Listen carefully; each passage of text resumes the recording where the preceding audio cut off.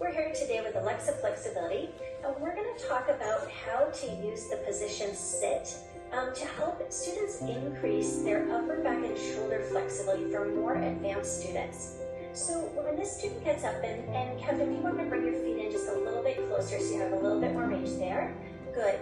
When you see her get up into her bridge position here, you can see that she's a little tight in her upper back and shoulders. So she's got her shoulders a little piped, and it's hard for her to feel the back of her armpits pushing up and over through her elbows.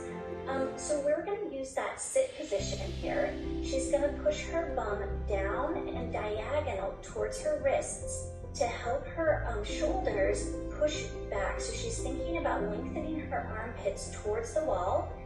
As she's sitting, we're trying to do a nice steady lengthening, and then she's going to go ahead and lift her hips up and see now if that helped her get a little bit of a more gain. And you can see that she's got a much straighter line of being able to get her shoulders up and over the hands. Now she can actually even move her feet in a little bit more as she advances. Now that angle that she's showing us, the bum pushing down and towards the diagonal line, towards the wrist, this angle is very important. Catherine, could you show us the correct angle? She's going to push the bum down and towards the hands, at the same time trying to keep her shoulders locked in alignment, elbows lifting up towards the ceiling. And then she's going to release the hips up and then feel that release point.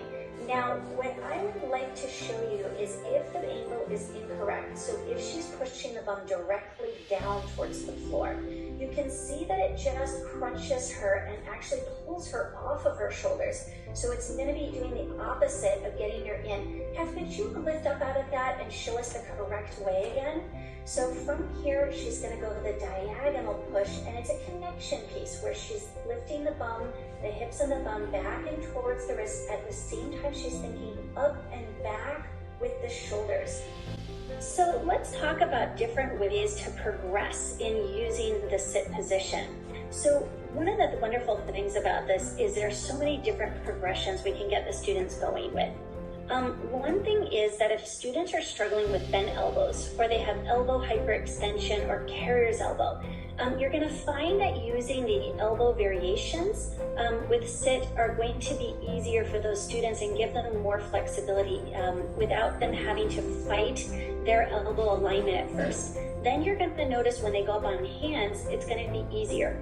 So we're going to start on elbows on a platform, and she's going to use her sit hinge where she's bringing her hips down and diagonal. Now you'll notice that the movement is much smaller. So she's got a smaller drop with her bum, and she's really trying to push through her armpits at the same time that she's sitting. Then when she relaxes the hips up, you'll see that she can find that opening in there. And she gets a little more extension. The extension will still be a little smaller. And then we'll do one more sit to try to get a little more gain. So now she should sit a little deeper diagonally back. Think about that diagonal line as they're going. You can see her really extending more into the shoulders. Thinking about the head looking up towards the bum. And now relaxing the hips. It'll be a lot easier. And then when they go back up to hands, they'll have more extension. After they're comfortable with this progression, the next one that I would go to is to have them go to bridge on the wall. So you're going to have them set up blocks against the wall, and you can see that she's already got her little stack there. She's going to go ahead and go up into her bridge, thinking about trying to maximize her armpits into the wall. She'll step up on those blocks. Okay, and then we can use that wall as a little bit of a bracer for the elbows if they need it. And she's going to use her sit hinge here as well. So thinking about using that sit to push the armpits back, and you can see this is a lot harder. Her shoulders are far more piked here, and we can see the gap visually between her armpits and the wall. So she's using that sit to try to close that gap. Make sure you're pushing a little bit more on my side. So she's pushing my hip a little bit less. There she goes. Now it's straighter. Now lifting the hips up, it should be easier for her to feel those armpits expanding and lengthening against the wall. And you can keep having them work on that exercise until they get the gains in there. Another good one to do after that they're comfortable with that bridge on the wall is to have them work on an arch position. So you can have them work on arch on 2 knees, and make sure that, of course, they have the skill to be able to do bridge from standing first. And they can do each piece of their arch. So they're going to start with their core locked in, lifting up through the shoulders, really finding the upper back and nice extension through the upper back and shoulders, all the way then the front of the hip flexors down to the floor. Once they're down on the floor, you're going to have them walk their hands in as much as feels comfortable. Nice straight elbows, everything lifting up, feeling the extension of the elbows and the shoulders through there as best they can. And then you can have them sit the hips back. This is going to be a lot more delicate. They're going to sit the hips gently back, and it's hard to keep the elbow extension. So she has to keep lifting up through the straight elbows so that she taps into the shoulders. You can see her wanting to open her shoulders on the outside, so she's got to close her shoulder alignment more and lift up through her elbows so that she can get the correct position in the sit. And then go ahead and release the hips and really feel the shoulders lifting up, the elbows lifting straight, feeling that extension all the way through. And you can see she's got a little bit more opening in there. All right, so now let's talk about what prerequisite skills the students need to have before they start adding the sit position. They need to have a nice bridge with the hands up, using a little bit of upper back and shoulder hips and neutralizing that lower back. They should be able to do elbows on a razor. So going down onto their elbows and showing that nice elbow bridge. Same idea, that they can keep the feet parallel, nice little bend in their knees. They can use their upper back and use their hips and neutralize the lower back. And also we want to make sure that they're comfortable with bridge elbows on the floor. So going down onto the floor there, going down onto their elbows, and that they're comfortable with being able to lift their head up, lift their shoulder strength in here, and have their good alignment. Okay, once they're comfortable with all 3 of those positions, we also want to double check that they can do a circle bridge. So I'm sure you guys are all familiar with that. Catherine, you can just stay there and show that circle bridge position.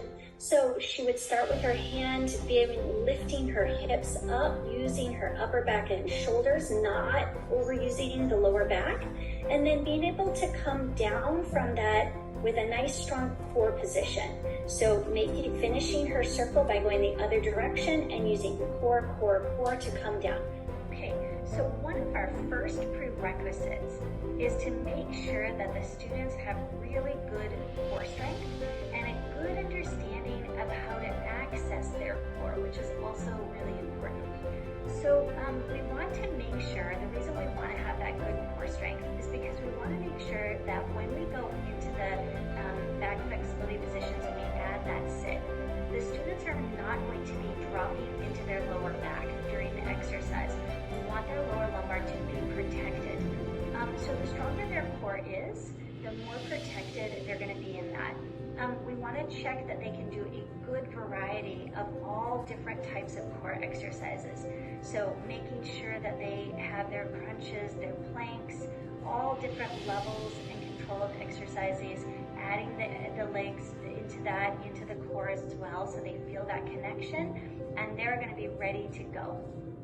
Our next prerequisite is making sure that our students understand the shoulder, hand, elbow alignment. So first thing we need to look at is the hand placement, making sure the fingers are nice and straight, weight in the front of the hands, and then thinking about the elbows, that the elbow armpits are facing each other and they've got a nice straight line, not pushing in or locking into the hyperextension, hopefully not bending the elbows, and then a nice strength lift up through the shoulders.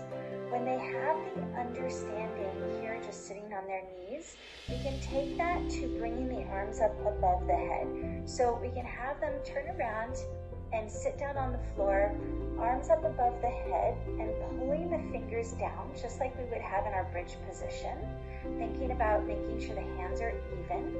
And now notice her shoulders. We want to keep the shoulders nice and in line. elbows are nice and locked there. She's going to try to lift up into her shoulder shrug and then relax down. Now she's not using the maximum amount of her shoulder flexibility, so we're going to ask her to bring her wrists back over her head a little bit more. That's it. Still keeping the ribs in, not allowing those ribs to flare, and lifting up into the strength support in here. When the students have that understanding of how to lift up in the shoulder alignment, keeping the core in, keeping the hands, elbows, and shoulders tracking, we know they're ready. If you see the shoulders winging or flaring open, can you show us what that looks like? Here we see the shoulders rotating out and the elbows bending. And then can you fix that alignment so we see the nice closed shoulder, but still opening your shoulder alignment? There you go. That's it. Everything nice and tracking. That's when they're ready to start that sit with the bridge. And then from here, we're going to go ahead and take a look at her bridge alignment.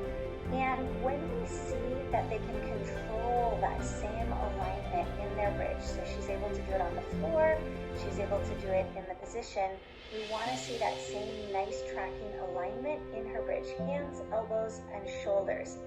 And then also making sure that the students understand now how to not crunch or to overuse the lower back. So if you look at her lower lumbar there, you'll notice that she's got a nice lengthening there. There's no over crunching or compression there. Another prerequisite that we have is making sure that the students have good shoulder strength. If they don't have good shoulder strength, they're going to be struggling to use the sit properly.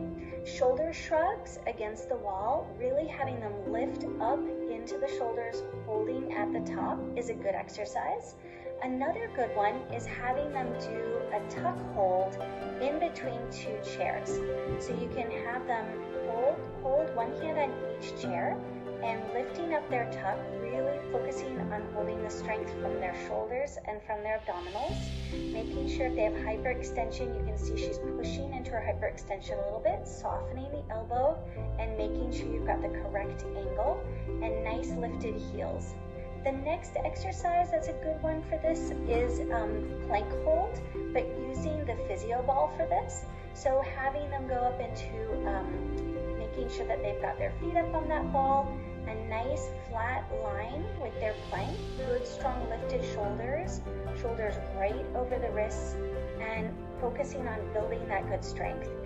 You want to make sure that the students can do at least a minute in each one of these exercises to be strong enough to be supported using the sit position in basic bridge. As they use that sit in more advanced positions, they're going to need more strength for that.